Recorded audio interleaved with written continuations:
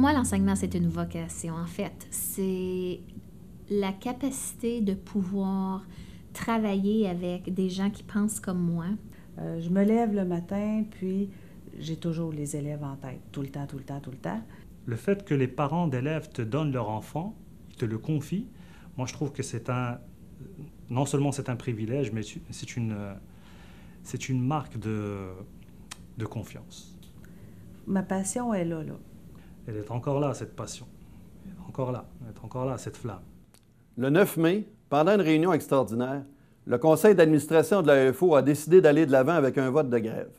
Qu'est-ce que ça veut dire pour les membres de l'AEFO? Pourquoi un vote de grève?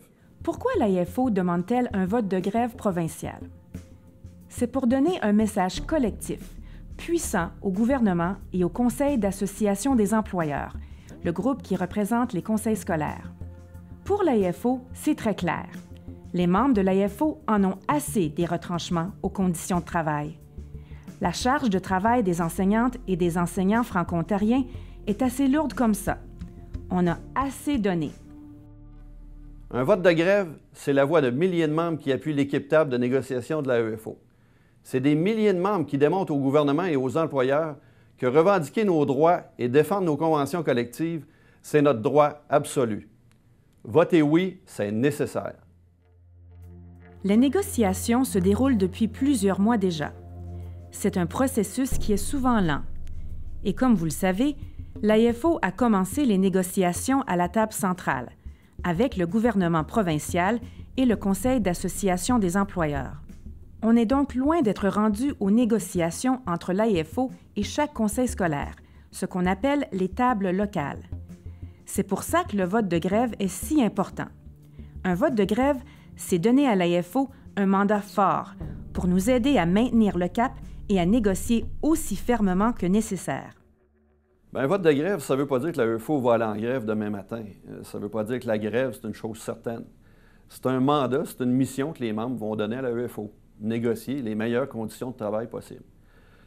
Par contre, ça permet d'ajouter de la pression, comme des sanctions, si les négociations ne progressent pas au rythme qu'on voudrait.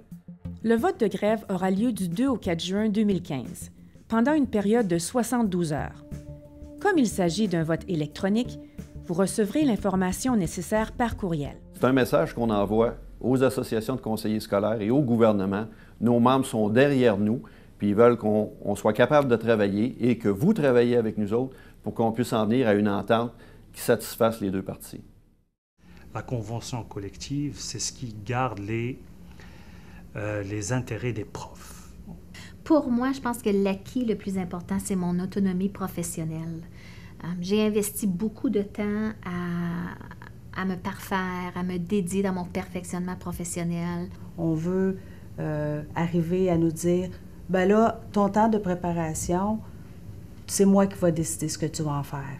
De dire qu'on va venir chercher le temps d'accueil ou qu'on va venir chercher le temps de gestion pour qu'on puisse faire ou donner, nous dire quoi faire, je pense pas que c'est gagnant. Et le fait de lui enlever ça, de le sabrer comme le gouvernement avait fait là-dedans, moi je trouve que c'est une intrusion.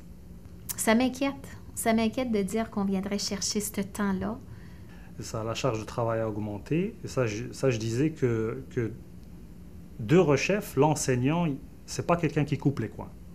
Jamais je ne vois de mes collègues qui se tournent le pouce et qui font rien. Les perdants dans tout ça, au bout de la ligne, c'est vraiment les élèves.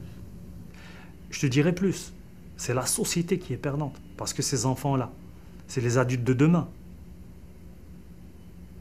Ils ne sont pas toujours enfants. Vraiment, là, c'est des élèves, c'est des éponges. Donc, s'ils ont quelqu'un en avant d'eux autres qui est à terre, qui est fatigué, qui manque d'énergie, qui manque de passion, mais c'est eux autres qui vont en subir les conséquences. Et on connaît la faille dans plusieurs pays qui n'injectent plus d'argent dans le système d'éducation. Qu'est-ce que ça donne après? Tout ce qu'on veut, nous autres, c'est le bien de ces élèves-là. Puis on veut enseigner puis être considérés comme des professionnels parce qu'on veut les emmener le plus loin possible. C'est pour ça que je vous dis que l'enseignant, c'est un idéaliste. Il faut que le gouvernement comprenne qu'est-ce qu'on vit et qu'est-ce qu'on a besoin. On a des acquis, puis on n'a pas besoin de se faire enlever ce qu'on a déjà. On voit le grand spectre. On s'est dit, bon, ben, on va faire notre part. Hein, s'ils vont couper ailleurs, ben, c'est pas grave. Hein, on va nous geler le salaire pendant 2 ans. Là, on en est à la 4e année. Avant de voter, renseignez-vous. Vous trouverez des réponses à vos questions sur le site de l'EFO et dans nos réseaux sociaux. Je vous invite aussi à communiquer avec la présidence de votre unité locale et à lui poser vos questions. Et quand viendra le temps de voter, appuyez votre syndicat. Faites le meilleur choix possible. Votez oui. Voter oui, c'est exprimer mes convictions.